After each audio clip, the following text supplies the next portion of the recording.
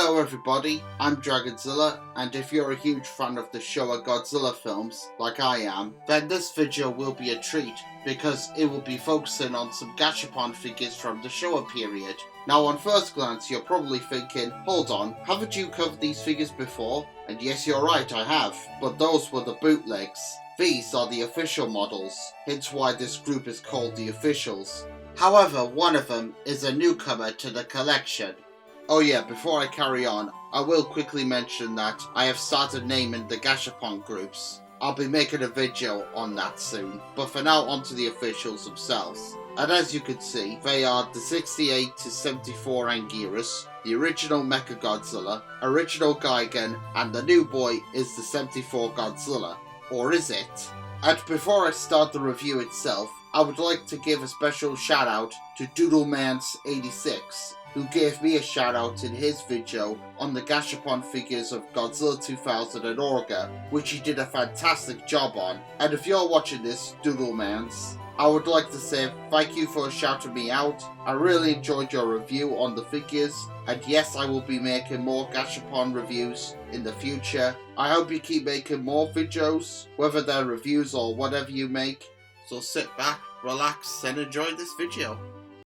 So the first kaiju is the 74 Godzilla, or MechaGodzilla by suit standards. As you can see, this incarnation is pretty cute looking, but by this point in the character's history, Godzilla was seen as a folks hero for children, rather than a representative of the atomic bomb. The 70s was an innocent time back then, however the 80s would make the King of the Monsters a dominating threat once again. Anyway, you can see how large and cartoonish his eyes are, so if you ever wondered what would Godzilla look like if he were a Disney character, or he starred in the Muppets, well there you go. And although this figure is based on how he appears in vs MechaGodzilla, you could also portray him as how he looked in vs Megalon, which is no surprise because the 74 suit was actually the 73 model, but the suit was just newly made and incomplete, hence why he appeared more cuter in that movie.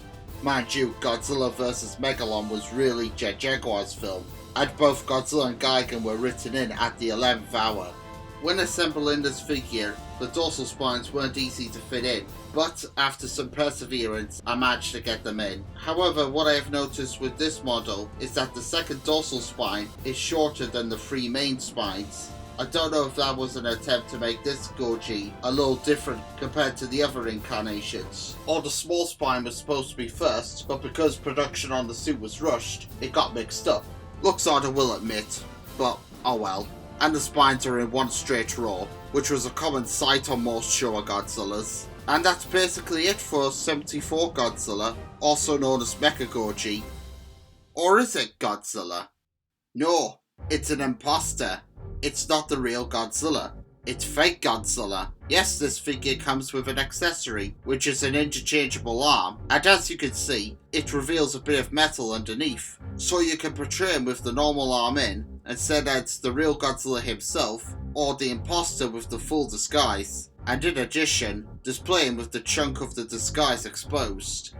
Personally, I like to display him with the proper arm in, and portray him as the real Godzilla.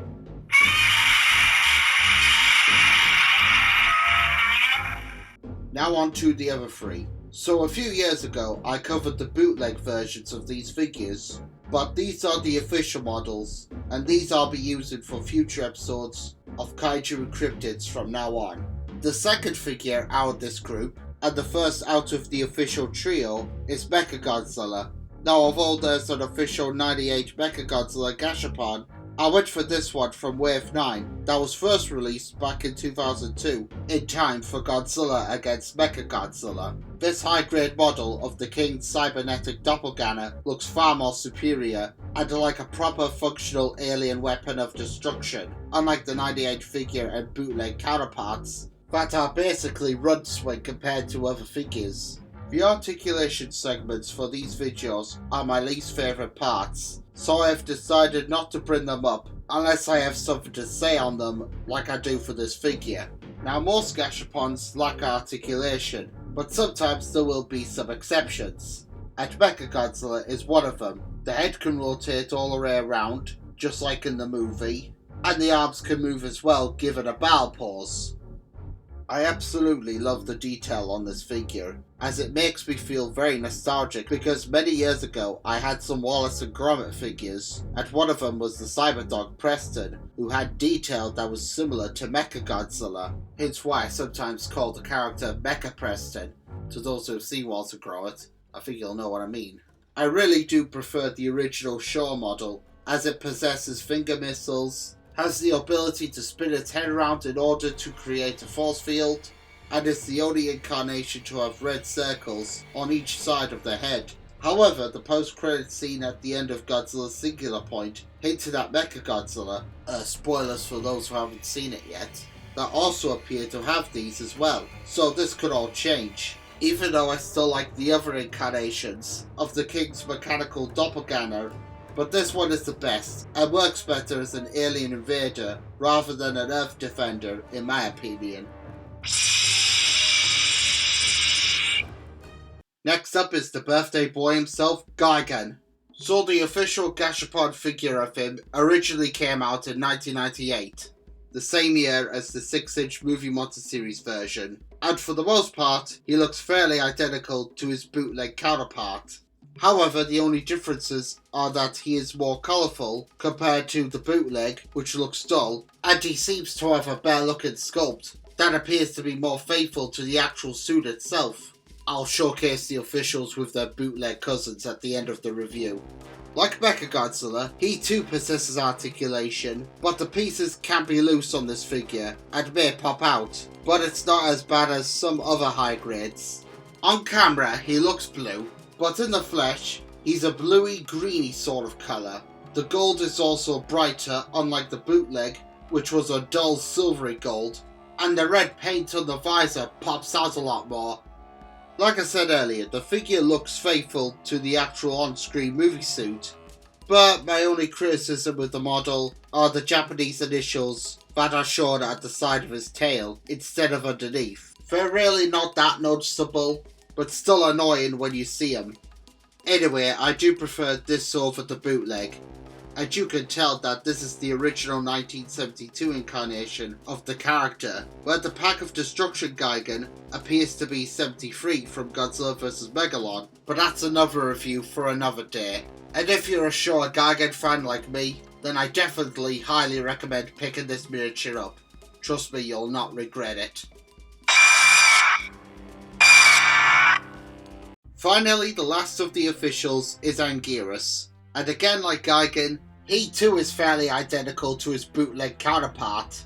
However, this time, the differences are a bit more noticeable. For example, both pupils in the eyes are fully painted instead of one eye looking forward and the other is pointed far too down, which kinda made him look cockeyed, although you can still see a bit of that in the official, but it's not as bad.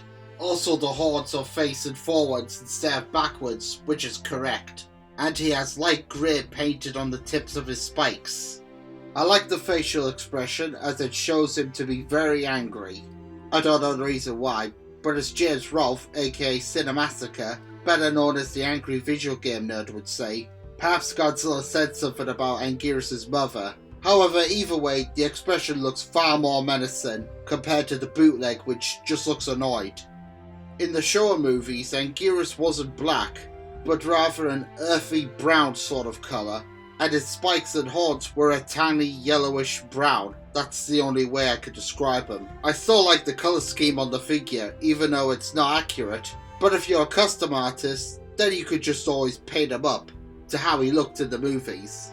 My guess on why he is black may be because the earthy brown just didn't translate well onto this figure, and yet ironically, the Akira figure of him, that I also own, has nailed it. And even though I do prefer the IT Anguirus, I still love the Gashapon figure, as it still has all the charm that a high grade figure possesses. And like I said at the start of MechaGodzilla section, I will be using him for future installments of Kaiju and Cryptids. And that does it for today's review, folks. These are definitely far more superior compared to their bootleg counterparts, which I have named the starters, but I'm still going to keep them for nostalgia purposes. am I going to be getting the rest of the official figures that the bootlegs were based off? Well, I have Burning Godzilla from the Pack of Destruction set, and Godzilla Jr. and Zilla are pretty much identical to their official cousins, so no, I don't plan to get the real figures of those anytime soon. It was only Gigan, Anguirus and MechaGodzilla that I was more interested in, since those are my favourite characters from the Showa period. And Godzilla 74/Fake Godzilla is a great new addition to add to the group, just so that the team doesn't look too identical to the bootlegs, aka the starters. I know that I didn't say much on the official trio, but that's because I've technically looked at them before, i.e. their bootleg cousins. And as mentioned earlier, here are 3 pictures of the officials with the bootlegs. This is Dragonzilla signing out. Take care, and I'll see you all next time. Bye for now.